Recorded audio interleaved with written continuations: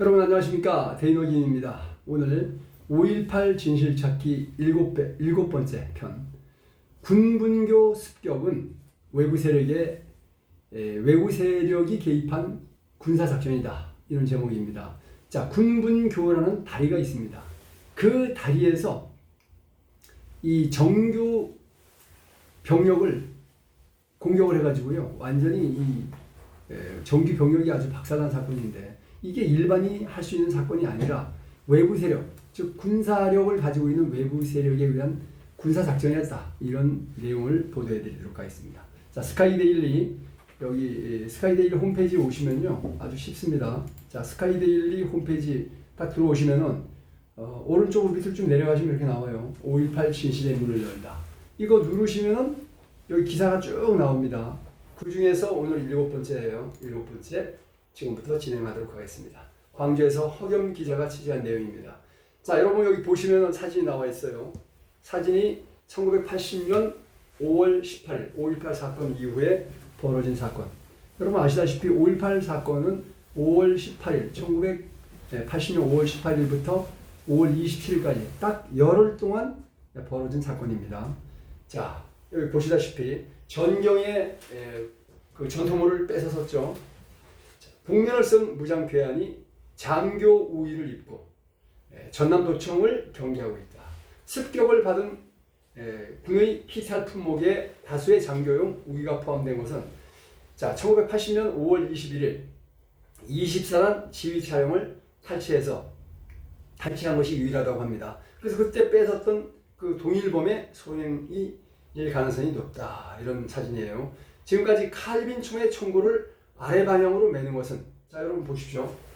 이 폭도들이 총을 거꾸로 맸어요. 우리나라는 절대로 총을 항상 위로 맵니다. 근데 북괴군은 총을 밑으로 맵니다.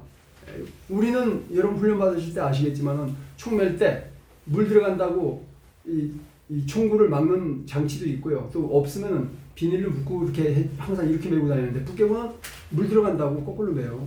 자, 이걸 보시면은 이 한국군이 아니라는 걸 누가 볼 수 있고, 또 한국군에서 제대한 병력이 아니라는 추리를 충분히 가능합니다. 자, 이렇게 보겠습니다. 5.18 당시 시위대에 의한 우발적 소행으로 알려져 있던 군분교 다리입니다. 군분교 24단 지휘차량 피탈 사건은 군 전술에 능한 세력이 개입한 고도의 차단 작전의 성격이 뚜렷했으며, 5.18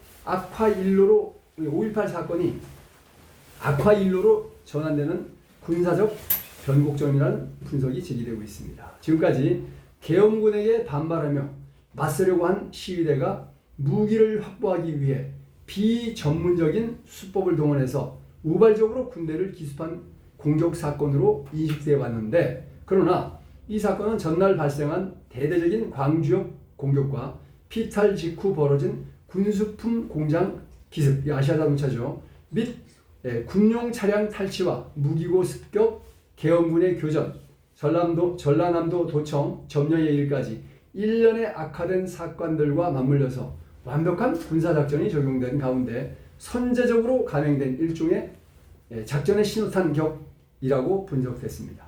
자, 특히 이날 광주역의 시위 양상은 이전과는 달리 투입된 제3공수여단이 수많은 시위대에 호위된 데다가 차량 돌진 공격으로 계엄군 사상자가 발생한 형태로 변질됐습니다. 이로써 부대가 3공수여단이죠, 정상적인 임무를 수행할 만큼 사정이 안 되기 때문에 이렇게 판단한 계엄사령부가 24단의 광주 추가 투입을 결정했습니다. 그래서 이제 정규 군대 24단이 추가로 오는 겁니다. 여러분 아시다시피 이 특전사는 특수작전 사령부지 이 정규 전쟁을 하는 부대는 아니에요.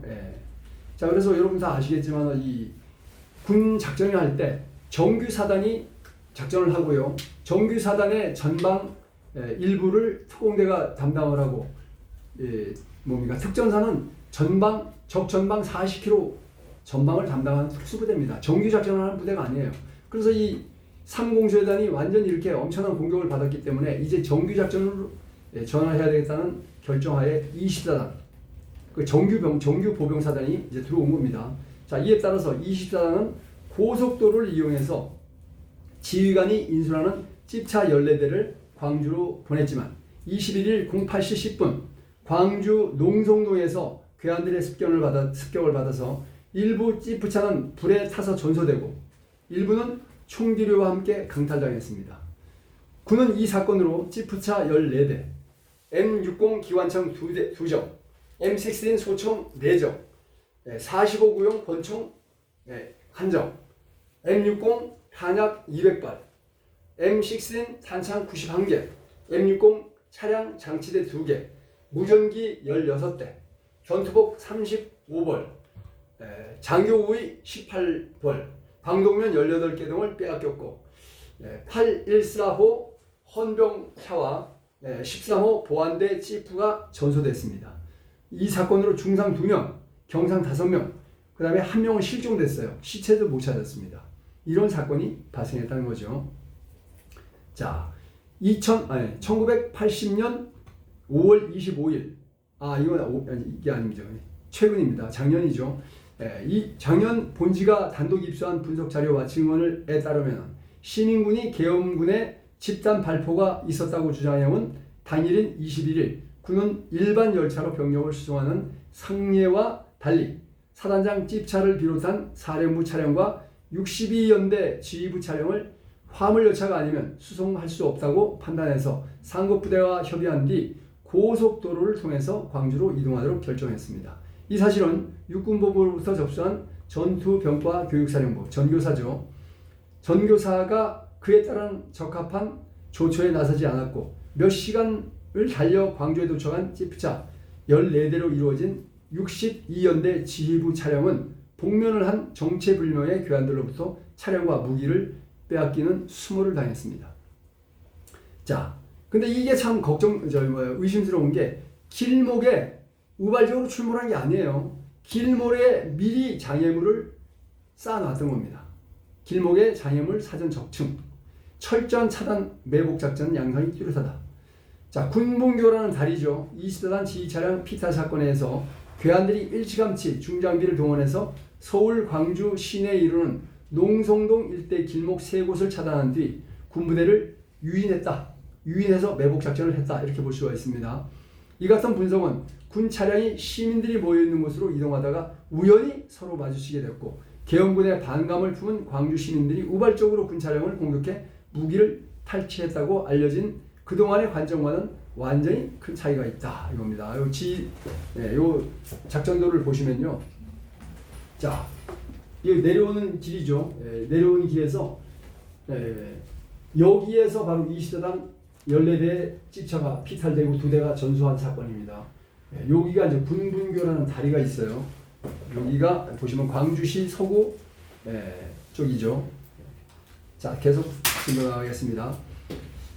자, 당시 군 검찰과 안기부 상황일지 등에 따르면은 공격한 수백 명의 괴한들은 최소 하루 전부터 도로에 다중의 장애물을 적층, 쌓아놨다는 뜻이죠. 쌓을 적자입니다. 하는 등 군 전술상 차단 작전에 버금가는 방어 진지를 구축하고 미리 매복한 정황이 드러났습니다. 장애물 설치 시점은 20일 오후부터 밤까지로 전문가들이 추정하고 있습니다. 군사 전문가들은 이 시점을 주목하고 있습니다. 고속도로에 장애물 설치하던 시기는 시위대가 광주역에서 파상 공격을 감행하던 시기 바로 그 시기입니다. 다른 두 곳에서도 같은 시각에 벌어진 시위의 공통점은 병력 또는 군수품 조달 통로를 차단하는 것이었다 이거죠.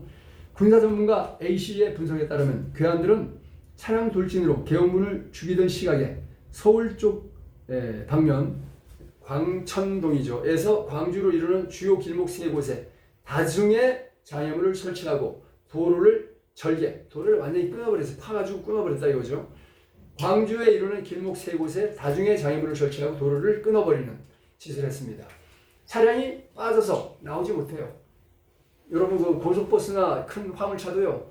한 1m 정도만 길을 파면 더 이상 이 차가 지나갈 수 없죠. 이렇게 팠다 이겁니다. 자, 이거를 장애물의 길이와 깊이 이런 걸 고려해 볼 때 지게차와 페이로더 등 중장비를 동원해서 전문적으로 이 도로를 파괴했다고 볼 수 있습니다. 그래서 이 규모는 바로 군사 전문가들이 한 것이라고 추정하고 있어요. 구체적으로 서울에서 오며 광천동 사거리를 지나 농성동 공단 사거리 앞둔 군 지휘 차량 관점에서 자 송정리 방면 거기에 이제 군분교라는 다리가 있죠. 군분교 왼쪽 돌고개 방면 정면에 월산동 방면 모두 다 다중에 장애물로 철저하게 막았다. 자 이곳을 통과하지 않고는 군이 광주 시내에 진입할 수 없습니다. 자 A씨는 모여있던 시위대와 조한 찌푸차를 성난 시위대가 공격했다는 시민군 측 증언과 군사 전략상 요충지인 길목 전부를 일제히 절개, 완전히 땅을 파버린 거죠. 차단한 당시 현장 상황은 맞아떨어지지 않는다고 지적했습니다. 특히 군분교는 장애물을 겹겹이 적층 쌓아놓았다 이거죠. 송정리 방면에서 전교사, 전투병과학교 교육사령부 전교사죠.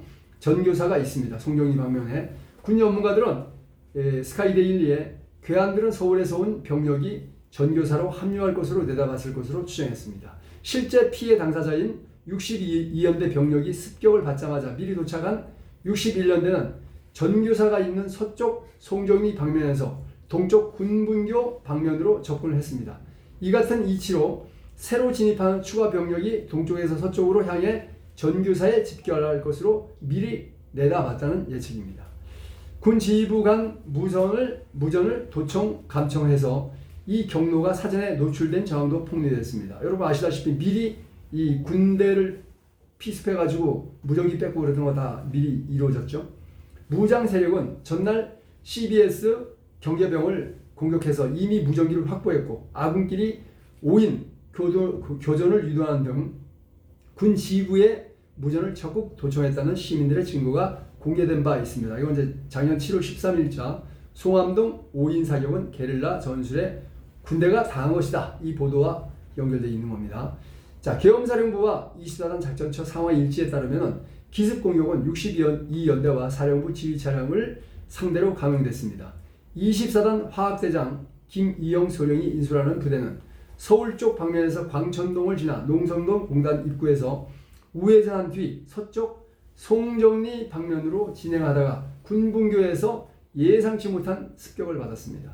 분석 자료에 따르면 군중 속에서 잠복한 괴한들은 강목과 칼, 낫, 쇠파이프를 들고 벽돌 또는 화염병을 투척하며 기습 공격을 했습니다. 자, 애당초 24단은 60년대, 61년대, 62년대 각각 다른 이동 수단과 경로로 광주에 도착할 예정이었습니다.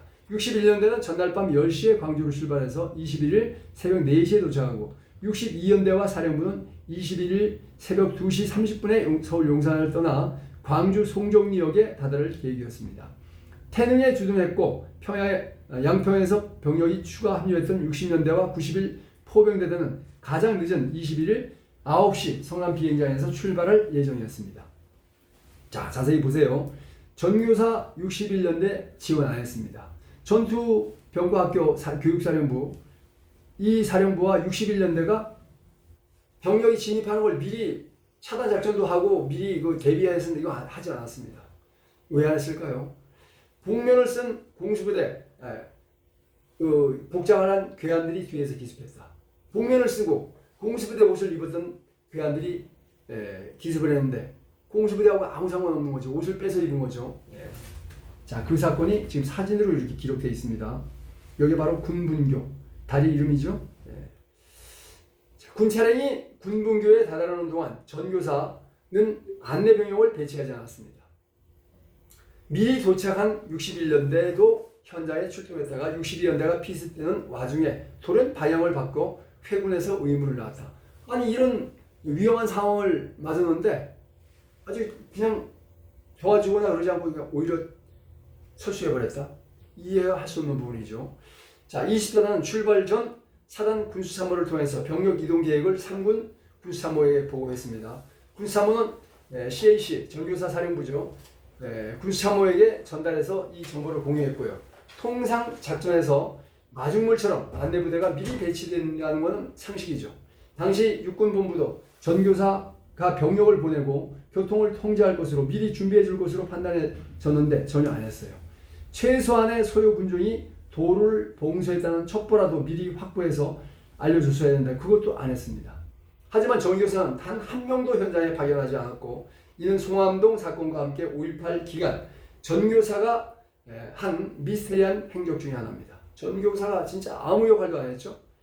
군사 전문가 B씨는 바로 전날 밤까지 광주역에서 소요 사태가 격화해서 홍수부대가 퇴각을 했는데도 습격 가능성을 예상해서 서울 광주에 이르는 주요 도로망에 대한 교통 통제를 전혀 하지 않은 것은 첩보의 실패 이외에도 전교사가 왜 이거 안 했을까 밝혀지지 않은 모종의 원인이 있을 것으로 보고 있다라고 본지에 밝혔습니다. 자, B씨가 추정하는 원인에 대해서 구체적으로 밝혔는데 결국 24단과 24단 62연대는 무방비 상태로 광주 진입을 시도하다가 이런 처참한 공격을 당하고 말았습니다. 이에 대해서 군사 기밀인 용산역 광주 간 병력 이동 계획이 괴한들에게 도청 또는 감청됐다는 것이 군부 내부에서 또는 뭐 도청 감청됐거나 군 내부의 그 일부 그 분자들에 의해서 누설됐을 가능성도 배제할 수 없다고 군 전문가들이 입을 모으고 있다. 이런 가운데 공격을 당한 62연대보다 일찍 전투교육사령부죠. 전교사에 도착한 61연대는 소요 군중 진압 목적에 두고 방향을 돌려 부대로 복귀하는 비상식적인 판단을 했어요. 이러면 이 차단 작전을 했어야 되는데 안 했다 이겁니다.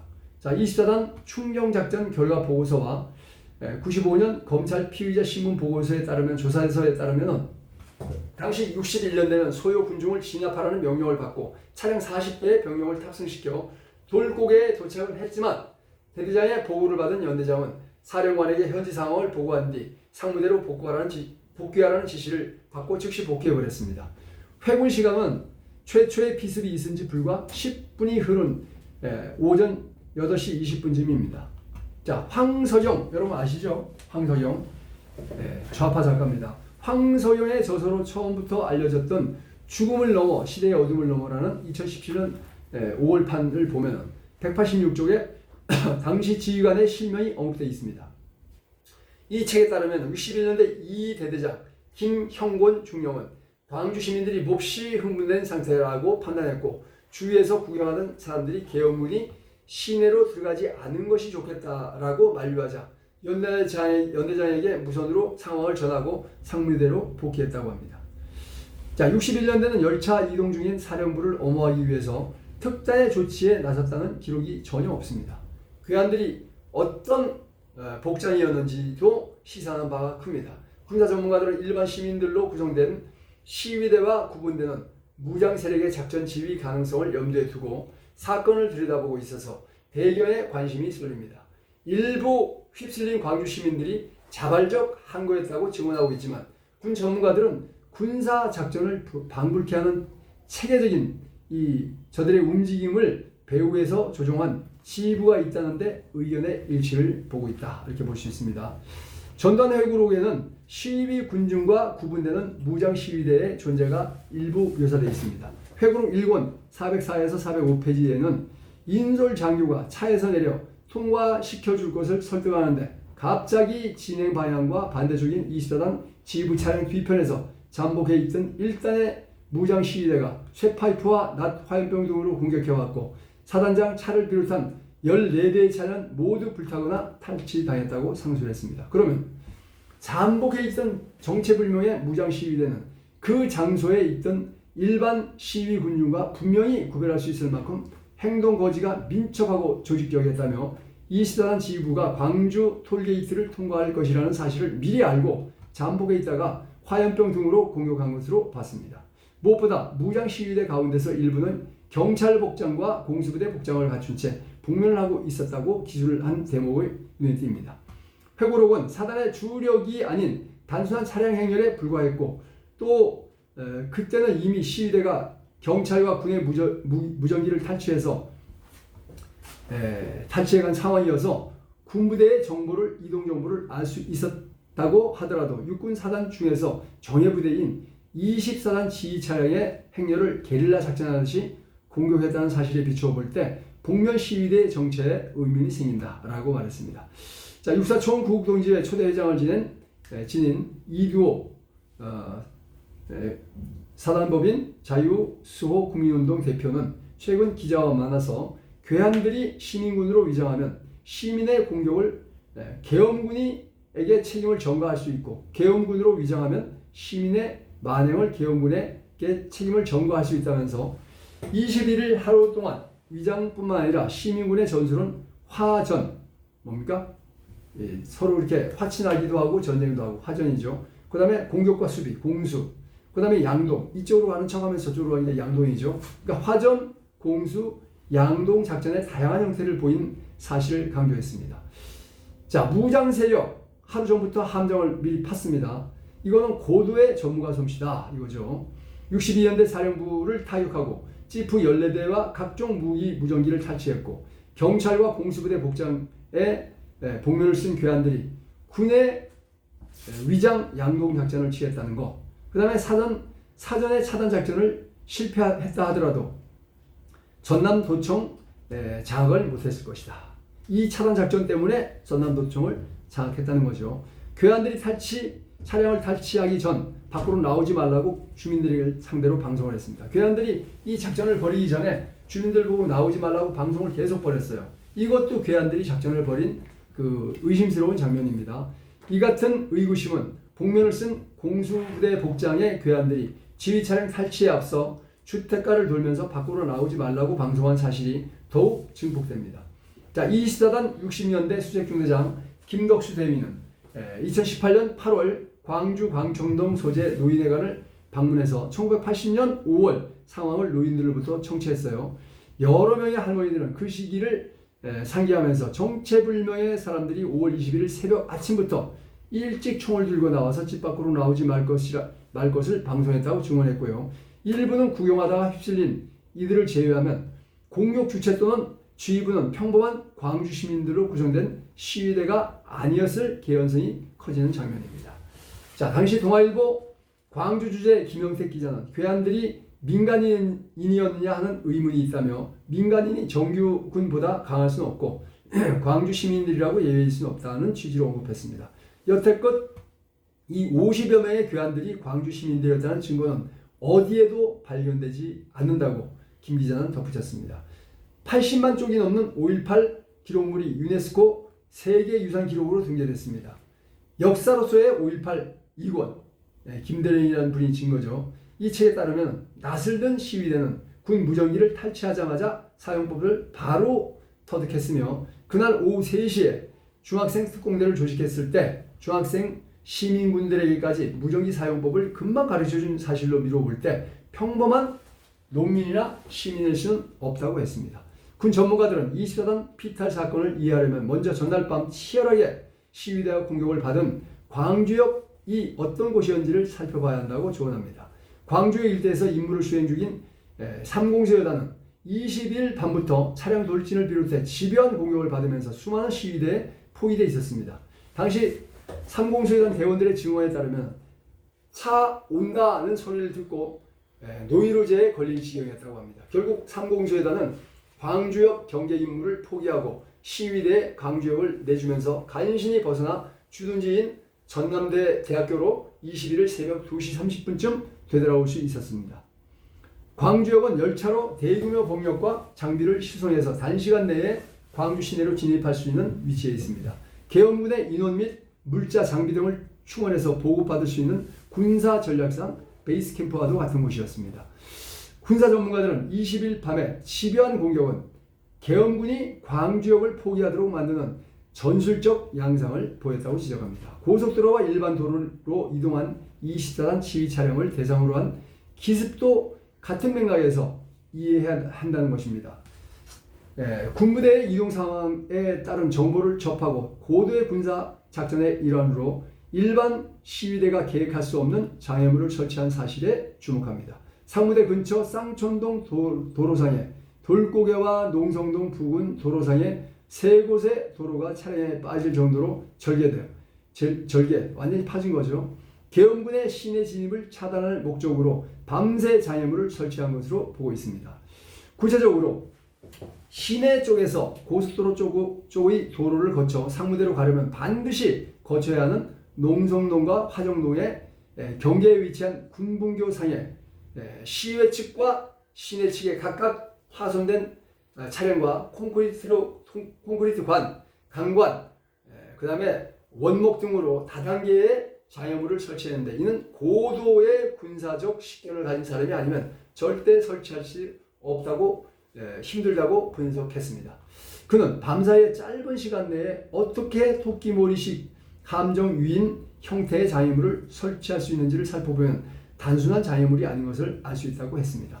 자, 24단 배치 과정에서 미국이 개입했는지에 관한 분석이 있습니다. 24단의 이동 시점과 관련해서 김영택 기자는 전방에 있던 보병부대 24단이죠. 공식적인 이동 승인은 22일 밤 받게 되는데 이날 21일 미리 도착했다며 사전에 승낙을 받고 출발한 것인지 작전 지휘권자인 존 위컴 한미연합사령관이 결국 승인하지 않을 수 없으리라는 판단을 한 것일지는 알 수 없다고 의문을 제기한 바 있습니다. 이 대목에서 미군의 5.18 개입 또는 배후를 의심하는 여론이 증폭되었던 적도 있습니다. 광주역 전투와 연관성을 보겠습니다. 미국의 전 대사 뭐라고 얘기했냐면 우리 미군하고는 아무 상관없다고 얘기했어요. 이와 관련해서 헤리티지 재단이 1985년 9월 16일 펴낸 데릴 M. 플랑크 선임 방문 연구원의 보고서에는 24단 역할과 미국의 관련성에 관한 중요한 단서를 제공합니다. 이 보고서는 윌리엄 글라이스틴 전 주한 미국 대사는 플랑크 연구원에게 한국군의 사용이 국가 안보의 위협을 초래하지 않는 한 한국의 행동 결정을 미국이 통보만 하기만 하면 된다라고 설명했습니다. 한국이 군사 배치에 관한 한 독자적인 결정권이 있고 미국은 한국의 군사 결정권이 주변국을 선제 공격하는 등 영내 안보를 해치지 않는 한 관여하지 않는다는 것입니다. 이 보고서는 또 5.18 기간 한국 정부는 24단 재배치 결정을 미국에 알리기는 했지만 주의를 알렸기 때문에 주의는 기울였다. 알고는 있었다 이런 얘기죠. 자, 글라이스틴 전 미국 대사는 한국의 행동은 국가안보를 위태롭게 하지 않았고 궁극적으로 군대를 사용할 권리는 한국의 주권의 기능이었다며 미 대사관은 폭동 약 2일 전까지 광주 상황의 심각성을 전혀 인식하지 못했다라고 밝혔습니다. 그러면서 마지막 날 24단이 수행한 광주 탈환은 매우 합리적인 조치, highly sensible action이라고 받아들였다면서 미 대사관이 군의 재배치를 수용한 것은 승인 또는 공모와는 전혀 무관하다라고 재차 선을 그었습니다. 합리적인 조치로 받아들인다는 미국의 판단은 현재 5.18 진실을 찾으려는 연구가들의 견해와 같습니다. 퇴역한 군사 전략가 CC는 한국 현대사에서 1980년 이후로 5.18과 같은 유사한 사례는 전혀 없다면서 제 아무리 성난 시민이라 하더라도 군부대를 공격해서 무기를 탈취한 뒤 지휘 차량을 10대를 몰고 군납 자동차 생산 공장을 또다시 습격해서 차량 수백 대를 가로챈다는 건 전무후무한 역사라고 못 박았습니다. 그는 또 이것은 평범한 시민들의 소행을 보는 것 자체가 5.18이 얼마나 부실하게 조사됐고 정치적 의도로 진실이 덮여왔는지를 반증하는 것이라고 꼬집었습니다. 군사 전문가들의 모임에서 만든 태스크포스 팀도 5.18 당시 계엄군 발포를 유도하는 적거 아요 뭡니까? 적거 아요는 적이 머무르면 교란한다. 이게 전략이죠. 식 군중 운집 점화 활동이 발견된다고 해석했습니다.